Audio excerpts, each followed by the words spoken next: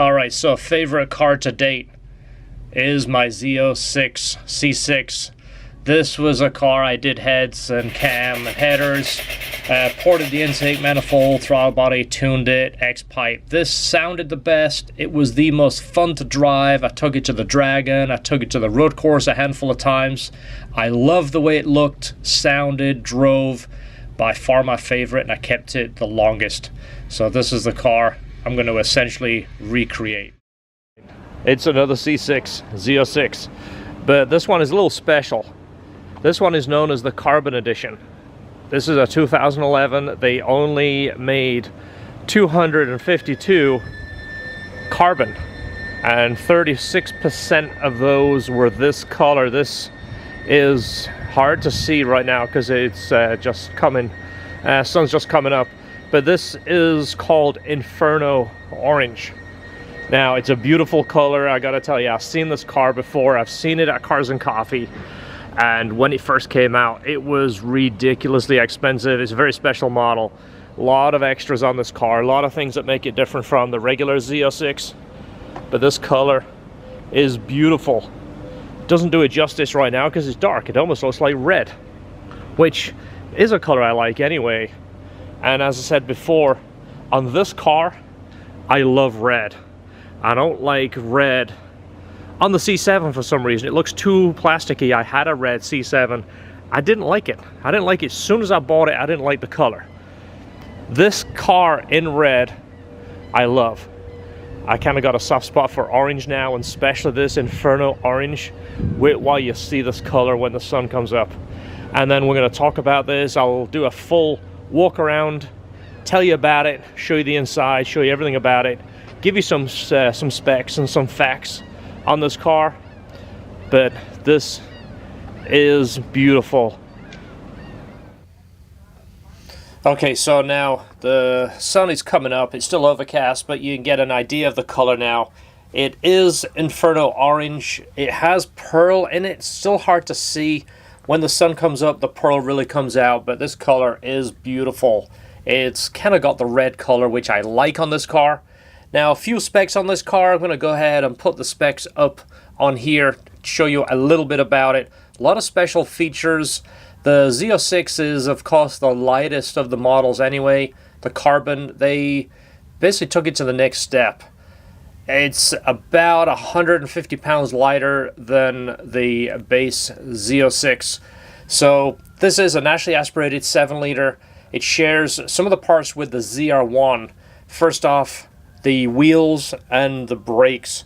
Let me show you these brakes right here. These are the carbon brakes, 4-piston calipers in the back, carbon ceramic brakes. Look how huge they are. And the 20-spoke ZR1 wheels, which really complement this color. In the front, we got a massive rotor. Let me show you the size of this. Huge rotor, 6-piston calipers in the front. These cars are designed for the track. I've driven a few of these on the track, and the brakes are absolutely incredible. So a few changes over the Z06. First off, the Z06 has a lot of changes over the base C6. It has an aluminum frame, a magnesium engine cradle. Drops the motor about 2 inches lower and about 2 inches further back. So the raised carbon fiber hood shares a lot with the ZR1. You see it's carbon all the way through, but it's painted on the top surface. So it shares the same hood as the ZR1, but it doesn't have the window right there. It is raised. This is supposed to be for cooling enhancements. Those 427 badges will be getting removed here pretty soon. I'm not a fan of those. Black housing headlights. The carbon fiber splitter is painted black on the carbon model. Few of the changes, of course, the 20-spoke wheels. The side skirts are carbon. The mirrors are finished in gloss black too. I really like that feature. I spec'd out my 2019 that way.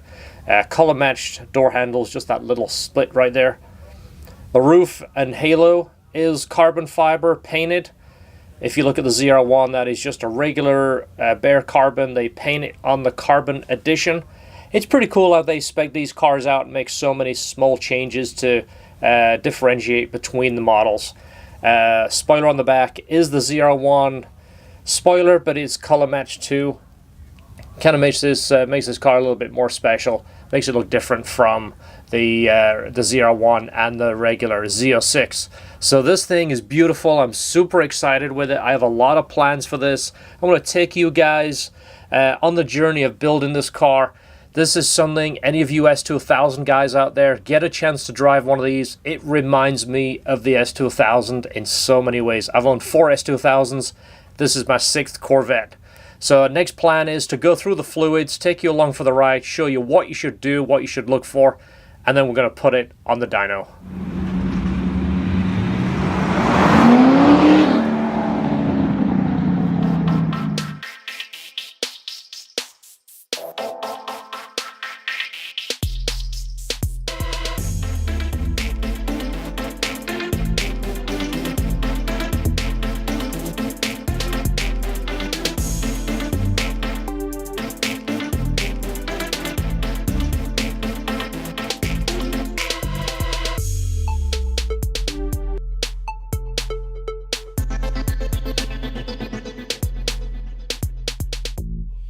One of the things I like about Corvettes and Corvette owners is that they are super passionate about their cars.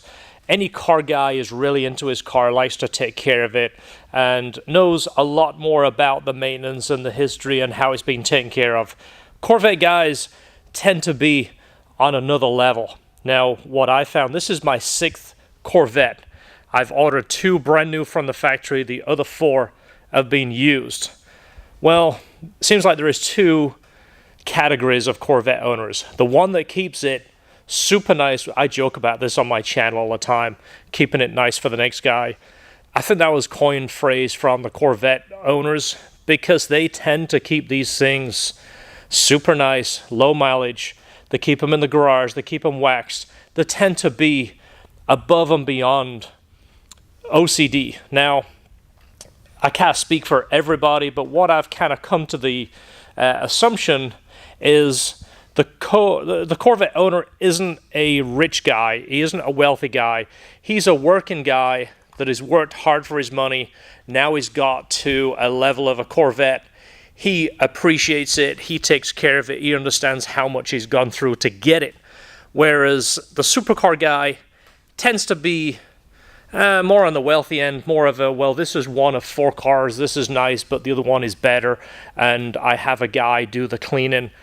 Not all people, just generally. So I think the Corvette owner tends to be your super OCD car guy, which is another reason I like to buy them used. First off, you save a bunch of money, but you're getting a car that somebody has really taken care of. Now this is a 2011. It's got 6,400 miles on it. I looked through the car. I've been looking at the car for about the last 2 hours, and I can find almost 0 imperfections. Now, I'm nitpicking. The only thing I can really see is a little bit of almost not damage, but some fine scratching around the shifter. And if you look at the rear view mirror, certain angles, almost like it's kind of delaminating a little bit. It's just the coating that they put on the glass to make it a mirror. It's got some lines in it. And again, that's nitpicking. The interior is spotless. The leather is beautiful. The stitching is nice, bright orange. The seats are perfect to show. This is as nice as the 2019 I just sold that had 600 miles on it. The center console, the Alcantara, looks absolutely brand new. So this is just a great example of your Corvette owner. This is just meticulously owned. It's probably being potted around. Who knows? The guy might have done a weekend track day. But my point is, he's kept it absolutely pristine. Let me show you something else. The carbon Corvette comes with this box right here. Even has the color of your car. These cars come in orange or blue, the supersonic blue or inferno orange. Well, this is the sticker pack for the car. If you look, I'm going to put a picture in there. There is a decal that goes on the side door. It's a dealer option install. It comes with the car, but usually the dealer will install it. Most Corvette guys say, don't put that on. I want to keep it nice. I don't want the sticker to get messed up. 90% of them that don't get installed, they're saved in the box. You also get a cover with the car. Now over here, this is something that, again, as a Corvette owner, I appreciate it because I do this. This is the window sticker right here, and you can actually order this from the Corvette Museum. You can order it from the Corvette Museum. You give them all your information on the car, you pay for it, they send you a brand new window sticker. This is the original one that came with the car. This is obviously the build code, tells you all about what the car has, and this is the window sticker. So the Z06 back in 2011 sold for $74,315. If you opted for the 3LZ, which this has, $71.70, and then the carbon package adds another $15,705. You can see right here the carbon package, carbon fiber raised hood, which is carbon, it's just painted on the outside, painted carbon fiber rockers and splitter, just like the ZR1, but they're painted black. Body colored ZR1 style spoiler. It's just made for this car. It's color matched, of course. Suede interior, seat and steering logo. The seats have the carbon logo. Body colored interior stitching, black headlights, which some of the ZR1s, that was an option on the ZR1. The 20 spoke wheels are from the ZR1 also. Body colored door handles, racing pedals, and of course right there the Euro style racing number, dealer owner installed. Most people opt not to put that on. Navigation and radio, that is probably one of the worst navigations of any car, but the radio sounds good, and anybody that knows anything about navigation, they don't use the one in the car, they use the one on their phone. Alright, so just driving around, it's hard to describe the feeling, because it's that familiar feeling, it's that raw feeling, you know, it's really driver focused. There's not a lot of bells and whistles and not a lot of tech. It's just, I've described this car so many times to be kind of like the big S2000, because I love the S2000 so much, but I don't fit in it that well. This feels like the S2000 in so many ways. Of course, it's got traction control that works really well in these cars, but it's a driver's car. Of course, 6-speed transmission. Transmission feels fantastic, by the way. Separate video, I'm going to talk about transmissions and how it's changed so many of my decisions, but this one feels absolutely spectacular. Now, I'm driving one hand, so I'm not going to show off too much. Being on these back roads right here, I don't want to do any high-speed driving, especially back there, because it's notorious for people going for test drives through there, so don't want to upset anybody, and I don't want to.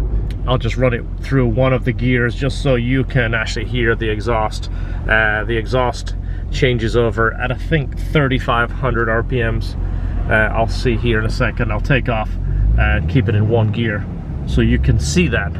Alright, so do first gear, second gear. Ready?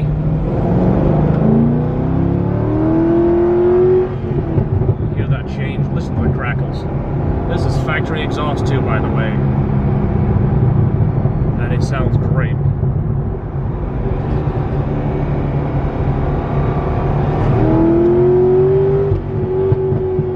Hear that? That's a factory exhaust right there.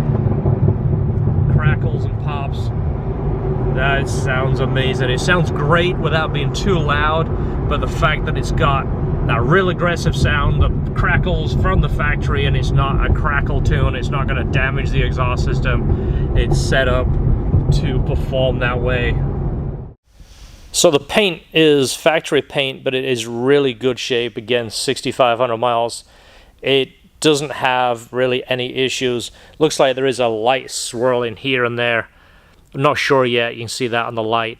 I'm not sure if it's something I'm going to try and address myself and learn how to color correct. I do know the basics of it. I don't do a lot of it, but I used to detail cars back in the day. I know how to use a buffer. I do have a dual action buffer from Adams that we might play around with. I might do this myself. The rest of the interior looks absolutely fantastic. Seats are good seats, but there is actually quite a bit of room under here. and my last one I managed to drop the seat an inch to give me a little bit more room, and also wearing a helmet, it gives me a little bit more headroom from bumping my head. If I come out of a corner and hit a bump and leave the seat, I don't want to be banging my head on the roof. So might look at that, might pull the seats out, see what I need to do to modify this bracket. This bracket right here where it attaches, you can see some gap under here, a little bit of cutting and welding there. Dropping that bracket just drops the seat down. You can do it in the front and the back. Seat belts. Now this car never came with orange seat belts, but I have a soft spot for changing seat belt colors. So stay tuned, you never know. that might end up happening. You've seen it done before. I've done it on a handful of cars. That might happen. That really would look good against this orange. What do you think? Alright, so much better. Gonna have to do a light color correction, but I just removed those, took the tape off there, and just did a light hand wax. You can see I still got to buff that off a little bit more. I just did a quickie on it, but I did not like those badges. So official time is 9:41. I've had the car since 6:30 this morning. That includes taking it for a drive, looking around the car real good. So 3 hours. Those badges are off. I did not like those at all. They didn't fit the car, didn't need to be there. I don't need to be reminded it's a 427. I know that. I don't need a badge to tell me every time I look at it. And the fact that it sits right on that hood, look how much better that looks. It's a beautiful shaped hood. It's got the raised cowl.